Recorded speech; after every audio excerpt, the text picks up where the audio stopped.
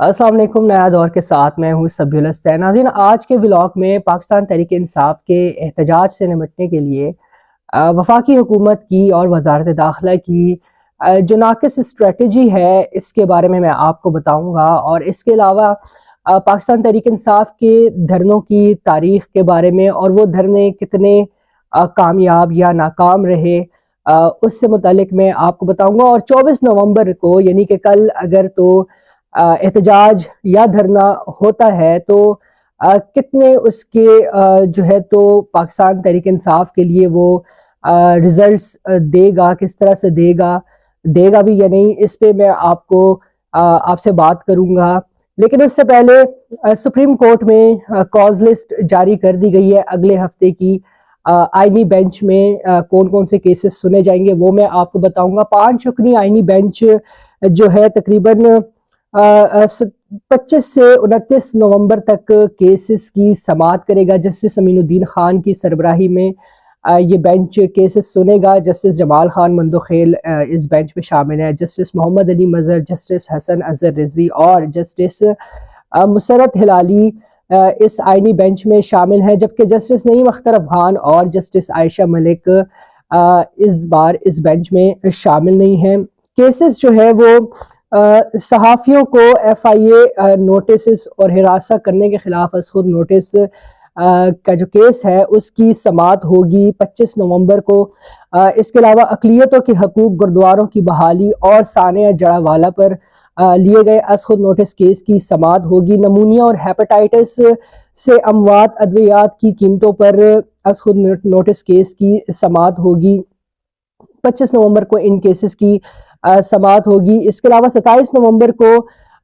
Panama papers scandal کی تحقیقات کے لیے دائر جماعت اسلامی کی درخواست پر سماعت ہوگی۔ جب پاناما پیپرز آیا تھا، جب سابق وزیر اعظم میاں نواز شریف کے خلاف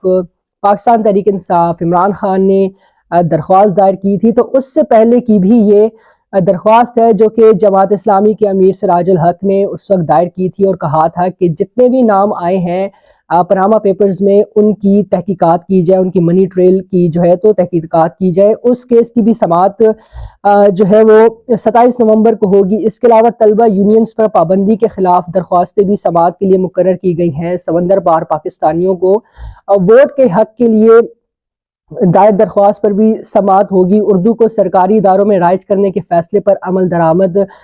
سے متعلق درخواست پر بھی سماعت ہوگی۔ انڈسٹریز کو گیس کی بلا تعطل فراہمی سے متعلق درخواستوں پر بھی سماعت ہوگی۔ اور اس کے علاوہ نایاب پرندہ تلور کے شکار پر پابندی کے لیے دائر درخواست پر سماعت ہوگی 27 نومبر کو۔ ان کیسز کی سماعت ہوگی۔ اس کے علاوہ فاٹا کا جو انضمام ہے خیبر پختونخوا میں، اس کے خلاف مقدمہ بھی سماعت کے لیے مقرر ہو گئے ہیں۔ ملک میں جنگلات کی کٹائی کے خلاف دائر درخواستیں بھی سماعت کے لیے مقرر کر دی گئی ہیں۔ کلائمیٹ چینج اتھارٹی یعنی کہ موسمیاتی تبدیلی اتھارٹی کے غیر فعال ہونے کی سے متعلق بھی درخواستیں سماعت کے لیے مقرر ہیں، اور وزیر اعظم کے ثوابدیدی فنڈز کے خلاف درخواست بھی سماعت کے لیے مقرر کر دی گئی ہے۔ 27 نومبر کو ان کیسز کی سماعت ہوگی۔ ریگولر بینچ کے سامنے حافظ حمداللہ جو کہ جمعیت علماء اسلام کے ان کے شناختی کارڈ کا بحال کرنے کے خلاف نادرا کی اپیلیں جو ہیں ان کی سماعت ہوگی۔ جسٹس منصور علی شاہ کی سربراہی میں 3 رکنی بینچ 29 نومبر کو سماعت کرے گا۔ نادرا نے JUI کے رہنما حافظ حمداللہ کا شناختی کارڈ افغان شہری ہونے کی بنیاد پر بلاک کر دیا تھا، اور اسلام آباد ہائی کورٹ نے حافظ حمداللہ کا شناختی کارڈ بحال کرنے کا حکم دیا تھا۔ تو نادرا نے سپریم کورٹ میں اسلام آباد ہائی کورٹ کے فیصلے کے خلاف اپیل دائر کر رکھی ہے، تو اس کی سماعت جسٹس منصور علی شاہ 29 نومبر کو کریں گے۔ اب آ جاتے ہیں پاکستان تحریک انصاف کے دھرنے پہ۔ 24 نومبر کے لیے دھرنے کی اور احتجاج کی کال دی ہے، لیکن اگر تاریخ دیکھی جائے پاکستان تحریک انصاف کے احتجاج اور دھرنوں کی، تو اس کو دیکھ کر ابھی جو وزارت داخلہ اور وفاقی حکومت نے جس طریقے سے اسٹریٹجی اپنائی ہے، روڈز بلاک کر دیے گئے ہیں، اسلام آباد پورا بند کر دیا گیا ہے، اس کے علاوہ ملک بھر کی تمام موٹر ویز بند کر دی گئی ہیں۔ ابھی موبائل نیٹ ورکس اور تمام انٹرنیٹ سروسز بھی کل معطل رہیں گی۔ تو لگتا ہے ایسا ہے کہ جیسے حکومت بہت زیادہ خوفزدہ ہے، حالانکہ ایسا ہونا نہیں چاہیے۔ اگر آپ دوسری سائڈ کی تاریخ دیکھیں، آپ کو یاد ہوگا کہ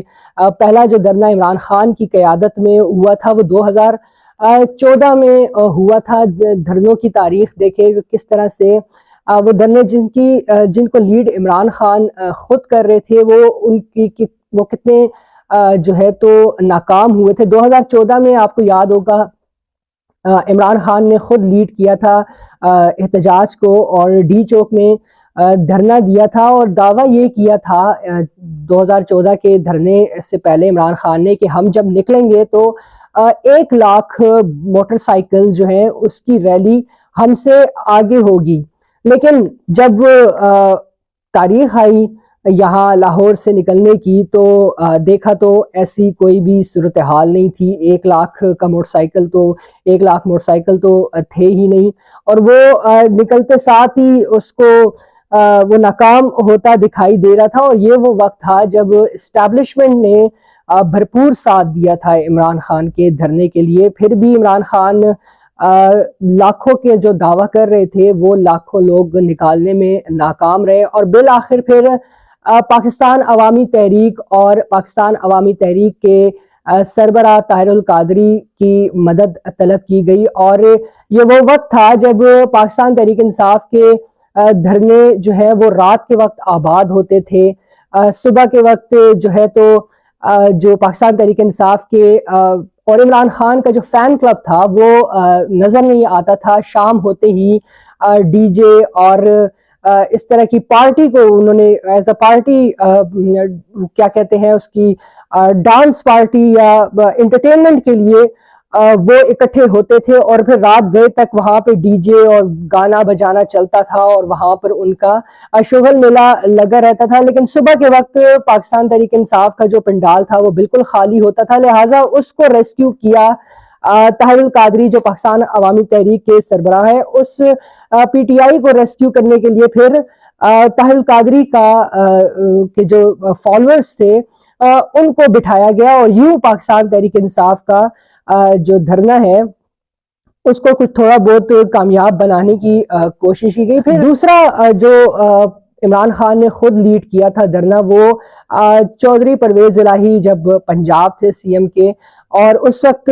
عمران خان نے سوچا تھا کہ پنجاب میں ان کی حکومت ہے اور وہ اسلام آباد کی اینٹ سے اینٹ بجا دیں گے، اور اس وقت کی حکومت کی اینٹ سے اینٹ بجا دیں گے، اور وہ دھرنا لے کر آئے۔ لیکن کچھ ہزار لوگوں کے ساتھ عمران خان آئے تھے، اور پھر اس راستے میں فائرنگ ہو گئی تھی۔ پھر اس کے بعد ہم نے دیکھا کہ پلستر لگا کے عمران خان زمان پارک میں اپنے گھر میں کافی عرصہ بیٹھے رہے، اور پھر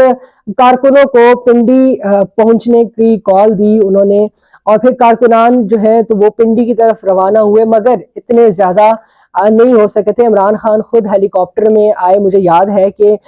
ہیلی کاپٹر میں جب وہ آئے انہوں نے کمیٹی چوک راولپنڈی میں جو ایریا ہے اس کو اوپر سے نظارہ کیا، تو کچھ ہزار ہی لوگ تھے، یعنی کہ 1 یا 2 ہزار لوگ تھے، اس سے زیادہ نہیں تھے، اور پھر یہ ان کا احتجاج بھی ناکام ہوا۔ ایک اور دھرنا تھا عمران خان کی قیادت میں، ایک اور احتجاج تھا، آپ کو یاد ہوگا پشاور سے ریلی لے کر آئے تھے، اور انہوں نے پہنچنا تھا ریڈ زون۔ یہ وہی کیس ہے یہ وہی احتجاج ہے جس پر سپریم کورٹ میں کیس کی سماعت ہوئی تھی، یہ وہی جو ہے تو احتجاج ہے جس میں سپریم کورٹ نے کہا تھا کہ آپ ریڈ زون میں دھرنا نہ دیں، آپ کو الٹرنیٹ جگہ دی جاتی ہے، متبادل جگہ دی جاتی ہے۔ غالباً H9 والا ایریا تھا، لیکن عمران خان نے عدالتی احکامات کی حکم عدولی کی، اور ان کی ویڈیوز باقاعدہ ریلیز ہوئی، ان کی ویڈیوز چلی تھی کہ آپ کارکنان جو ہے ہمیں سپریم کورٹ سے اجازت مل گئی ہے اور آپ ریڈ زون ڈی چوک پہنچے۔ اور پھر دوبارہ اس کیس کی سماعت ہوئی تھی تو اس وقت کے جو چیف جسٹس تھے عمر عطا بندیال، انہوں نے کہا تھا کہ ہو سکتا ہے عمران خان کو عدالتی احکامات صحیح طریقے سے پہنچائے نہ گئے، اور پھر اس پہ بھی سماعت ہوئی تھی۔ اس میں انٹیلیجنس ایجنسیز کی رپورٹس جو ہیں وہ طلب کی تھی، انٹیلیجنس ایجنسیز نے رپورٹس اپنی جمع کرائی تھی اور کہا تھا کہ عمران خان کو عدالتی احکامات بالکل صحیح طرح سے پہنچائے گئے تھے۔ اس کے باوجود عمران خان نے ڈی چوک میں پہنچنے کا حکم دیا اپنے کارکنان یا اپنے فین کلب کو، اور اس پر ایک جج تھے غالباً جسٹس یحییٰ آفریدی، جو اب چیف جسٹس ہیں، انہوں نے باقاعدہ کنٹیمپٹ آف کورٹ نوٹس جاری کرنے کی بھی سفارش کی تھی عمران خان کے خلاف۔ وہ کیس ابھی تک پینڈنگ ہے، لیکن اس میں بھی اس احتجاج میں بھی عمران خان نے لاکھوں لوگ لانے کا دعویٰ کیا تھا، اور وہ بری طرح ناکام ہوئے۔ جب صبح سینٹورس اسلام آباد F8 پہ پہنچے تو انہوں نے دیکھا کہ یہاں تو کارکنان کی تعداد 1,500 سے 2,000 رہ گئی ہے، اور پھر وہاں پر انہوں نے اعلان کیا کہ ہم دوبارہ آئیں گے، اور پھر صبح 8 بجے سے پہلے ہی وہ احتجاج انہوں نے ختم کیا اور وہ چلے گئے تھے۔ تو یہ جو 3 بڑے احتجاج کہہ لیں یا دھرنے کے لیے اسلام آباد کی طرف لانگ مارچ کہہ لیں، یہ عمران خان نے خود لیڈ کیے تھے، اور بری طرح یہ دھرنے اور احتجاج جو ہے وہ ناکام ہوئے تھے۔ اب جو ہے تو 24 نومبر کی جو کال دی ہے، اس وقت حالات تھوڑے مختلف ہیں۔ مذاکرات کا تو ایک ہوا چلا دی کہ مذاکرات ہو رہے ہیں، لیکن پس پردہ کچھ اور معاملات ہیں۔ اس وقت بشریٰ بی بی جو سابق خاتون اول ہیں، عمران خان کی اہلیہ ہے، انہوں نے خیبر پختونخوا میں بیٹھ کے معاملات سنبھالے ہیں، اور مسٹرسٹ اس وقت بہت ہے، کیونکہ جو گزشتہ احتجاج تھا وزیر اعلیٰ خیبر پختونخوا علی امین گنڈاپور کی قیادت میں، وہ بھی بری طرح ناکام ہوا، اور علی امین گنڈاپور یہاں آتے ساتھ ہی بلو ایریا سے سیدھا وہ کے پی ہاؤس گئے، اور پھر وہاں سے واپس روانہ ہو گئے۔ درجنوں انہوں نے اضلاع جو ہے تو وہ پھلانگ کے وہ واپس اسمبلی پہنچے تھے جیسا کہ انہوں نے کہا تھا، لیکن کارکنان کو یہاں پر چھوڑ دیا گیا تھا۔ تو ابھی بھی وہ ایک مسٹرسٹ کی پشاور میں خیبر پختونخوا میں کیفیت ہے کہ اگر تو ہم جاتے ہیں تو کیا گارنٹی ہے کہ یہ ایک فائنل کال ہوگی، کیا گارنٹی ہے کہ وہاں پر قیادت موجود رہے گی، اور کیا گارنٹی ہے کہ بھاگے گی نہیں۔ اگر تو بھاگ گئی تو پھر کل کو 1 ہفتے یا 1 مہینے بعد عمران خان دوبارہ فائنل کال دیں گے، تو کب تک یہ سلسلہ چلتا رہے گا۔ دوسرا، وہاں کے خیبر پختونخوا کے ڈائنامکس تھوڑے سے مختلف ہیں۔ بشریٰ بی بی نے قیادت تو سنبھالی اور احکامات جاری کر رہی ہیں، لیکن ان کا لہجہ اور رویہ جو ہے وہ وہاں پر خیبر پختونخوا میں جو پاکستان تحریک انصاف کی قیادت ہے ان کو کچھ مناسب نہیں لگ رہا۔ ایک تو وہاں کا کلچر ہے میل ڈومینیٹنگ، وہاں پر بشریٰ بی بی کو برداشت نہیں کیا جا رہا۔ دوسرا، بشریٰ بی بی کا جو رویہ اور لہجہ ہے وہ بھی اس کو بھی پسند نہیں کیا جا رہا۔ وہاں پر پاکستان تحریک انصاف کی جو قیادت ہے وہ آپس میں گفتگو میں یہ کہتی ہے کہ بشریٰ بی بی جو بیٹھ کے احکامات جاری کر رہی ہیں، یہ اپنے پاک پتن سے کتنے لوگ لائیں گی، یہ تو ہمیں احکامات جاری کریے، خود ان کا کیا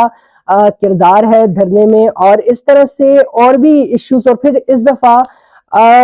سرکاری مشینری، جس طرح کہ گزشتہ علی امین گنڈاپور والے احتجاج میں نظر آیا کہ جس طرح سے سرکاری